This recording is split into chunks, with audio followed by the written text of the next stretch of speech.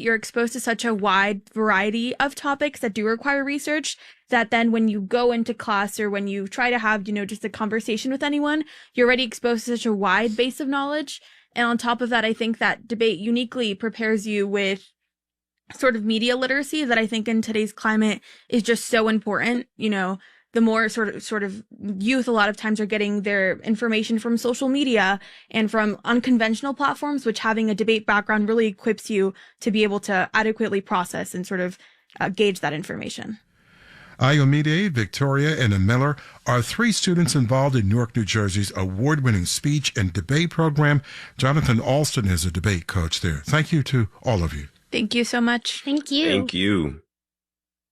Support for WNYC comes from American Jewish World Service, standing with human rights advocates worldwide this Passover in the fight for democracy, equity, and justice for all people. Learn more and support at ajws.org.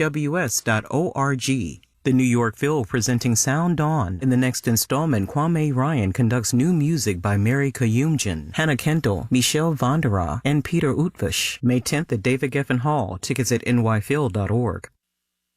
Marketplace Morning Report is coming up next, and then in 10 minutes at 9 o'clock, it's the BBC NewsHour on WNYC.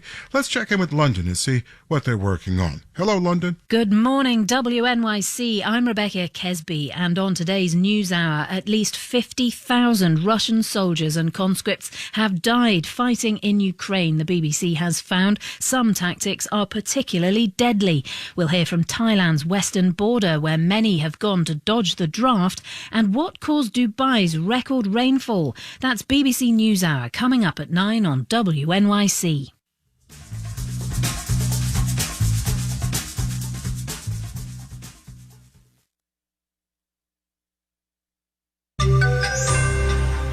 The successful black businesses that nurtured some of baseball's greatest players. Marketplace Morning Report is supported by Schwab. Schwab offers investors choices like full-service wealth management, self-directed investing options, and trading on Thinkorswim. More at schwab.com. And by Twilio Segment. Segment helps every team access good data that's real-time, clean, and accurate. The result is relevant customer experiences that drive real revenue. Segment.com. I'm David Brancaccio in New York. We're leading with aircraft maker Boeing facing scrutiny at 2 Senate hearings today. These come following whistleblowers at Boeing reporting concerns about safety practices allegedly leading to airplane defects, and a report from an FAA panel. Marketplace's Nancy Marshall-Genzer has this preview. The Senate Commerce Committee holds the first hearing today. It's on the recommendations of a panel of experts appointed by the FAA to look into Boeing safety issues. The panel issued a report which found a disconnect between Boeing management and workers on safety. It said it's concerned that, quote, safety-related messages or behaviors are not being implemented across the entire Boeing population. Boeing says it's taking steps to foster a safety culture that empowers employees. A Boeing engineer will have a lot to say at the second hearing today before the Senate Permanent Subcommittee on Investigations. Sam Solopor says sections of Boeing's 787 Dreamliner aren't fastened together correctly and could eventually break apart. Boeing says it hasn't found any cracks or fatigue that would indicate a problem. I'm Nancy Marshall-Genzer for Marketplace. Markets Dow and NASDAQ futures are each up 0.1%. S&P futures up 0.2%. Crude oil down 0.8% in New York trading, 84.67 a barrel. President Biden will push for a tripling of tariffs on steel and aluminum coming from China. Biden is meeting with union steel workers in Pittsburgh today. The administration sees China as trying to work its way out of economic doldrums by unfairly boosting cheap exports. The U.S. doesn't import all that much Chinese steel, about 0.6% of what we use. Canada and Brazil are the big exporters of steel in this direction.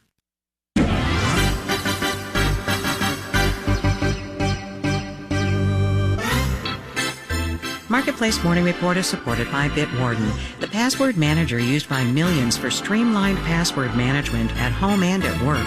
Learn more about stress-free security at bitwarden.com.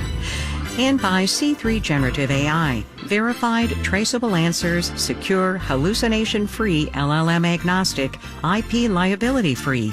Learn more at c3.ai. Now to our Econ Extra Credit project, where we watch and learn from documentary films every month and explore economic themes. Point is, you are very much invited to watch during the month. For April, with baseball season back, we're watching the 2023 documentary, The League. It's a fast-paced history of baseball's Negro Leagues, established several decades before the integration of the major leagues began. The Negro Leagues were vibrant, successful businesses and launched the careers of some of the best players baseball has ever seen. I hear black people talking about church, I talk about the Negro League. So much depth. You had all kind of stars. That was a camaraderie, man. I'm joined by Larry Lester, co-founder of the Negro Leagues Baseball Museum in Kansas City, Missouri, and one of the experts featured in the documentary. Mr. Lester, welcome. Thank you for having me on your show, David. So these black teams are coming together in the late 19th century, early part of the last century. But let's fast forward to 1920, and people need to know the name of Rube Foster, Andrew Rube Foster. Tremendously talented baseball player himself, but this is a businessman, isn't it? Oh, most definitely. We think of Rube Foster as the godfather of Negro League Baseball.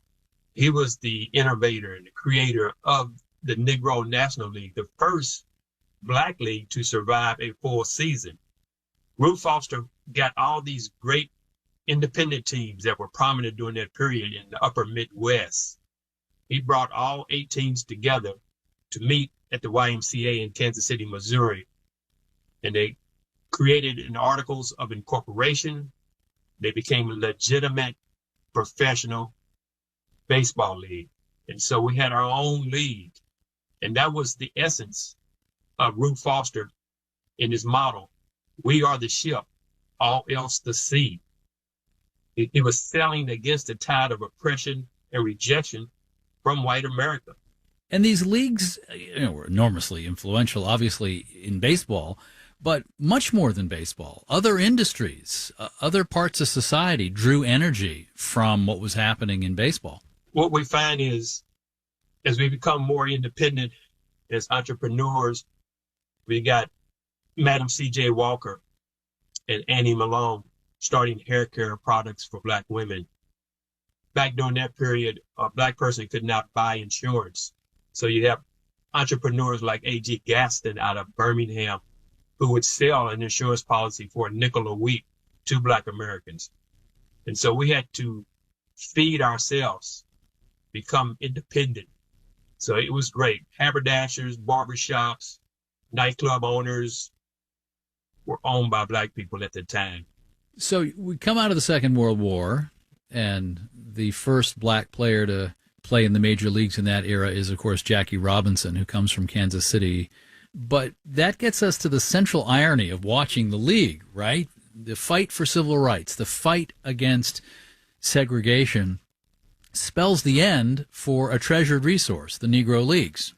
Yes, the ultimate victory of success decided to be the ultimate demise of black baseball and many black businesses. Much like the big box stores come to town and the small businesses go out of business. Major League Baseball hijacked the Negro League fans, and rightfully so. We want to see how black players will perform on the big stage, just like we enjoy the Olympics. We want to see if we are the best in the world, not just in our neighborhood. Larry Lester, co-founder of the Negro Leagues Baseball Museum in Kansas City, Missouri. He was a historical consultant on the film and appears in the documentary that we're watching this month called The League. Mr. Lester, thank you very much. Well, thank you for having me on your show, David. Econ Extra Credit, documentary films every month on Marketplace Topics. You can sign up for our free weekly newsletter if you have not already. Marketplace.org/Econ Extra Credit. I'm David Brancaccio. You're from APM, American Public Media.